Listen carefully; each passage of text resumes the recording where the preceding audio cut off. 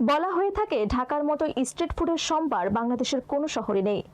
নানা ধরনের স্ট্রিট ফুডের সমাহার দেখতে হলে ঢাকায় যেতেই হবে। বিশেষ করে অফিস পাড়া, শপিং মলের আশেপাশে এবং আড্ডার স্থানগুলোয় খাবারের স্বাদ, বৈচিত্র্য এবং স্বাস্থ্যকর বলে সম্মতি দিয়েছেন স্থানীয়রা। তবে এসব খাবার স্বাস্থ্যের জন্য কতটা নিরাপদ তা নিয়ে প্রশ্ন উঠেছে। বিস্তারিত প্রতিবেদনে। সম্প্রতি ঢাকার স্ট্রিট ফুড নিয়ে উদ্বেগজনক তথ্য তুলে ধরা হয়েছে।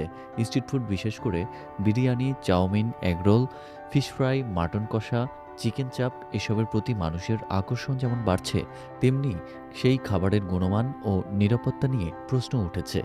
অনেক জায়গায় নিম্নমানের উপকরণ, ক্ষতিকারক রং এবং ভেজাল মশলা ব্যবহার করা হচ্ছে। এছাড়াও নোংরা পরিবেশ, মেয়াদোত্তীর্ণ ও অব্যবহৃত উপকরণ ও জীবাণুজনিত সমস্যা রয়েছে বলেও রিপোর্টে উল্লেখ করা হয়। রাজধানীর ব্যস্ততম মোড়ে সড়ক ঘেঁষে অসংখ্য খাবারের দোকান। পুরি, সিঙ্গাড়া থেকে french fry, chicken fry, jalebi সহ প্রায় সব ধরনের খাবারই তৈরি ও বিক্রি হচ্ছে এখানে। প্রায় প্রতিটি দোকানের সামনে গ্রাহকদের ভিড় লক্ষ্য করা গেছে। সরজমিনে ঘুরে দেখা যায় খোলা আকাশের নিচে burger, pizza, fried rice, dosa, chicken, সামুদ্রিক মাছ ফ্রাই, হালিম সহ নানা ধরনের খাবার বিক্রি হচ্ছে সড়কটিতে যান চলাচল বন্ধ থাকায় অনেকটা স্বাচ্ছন্দ্যেই চলছে বেচাকেনা। সড়কের পাশেই ভোক্তারা তাদের পছন্দের খাবার গ্রহণ করছেন।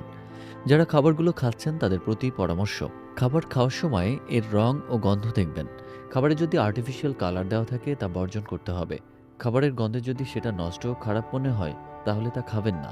এমন হলে যথাযথ কর্তৃপক্ষের নজরে এনে তা আইনি পদক্ষেপ নিতে হবে।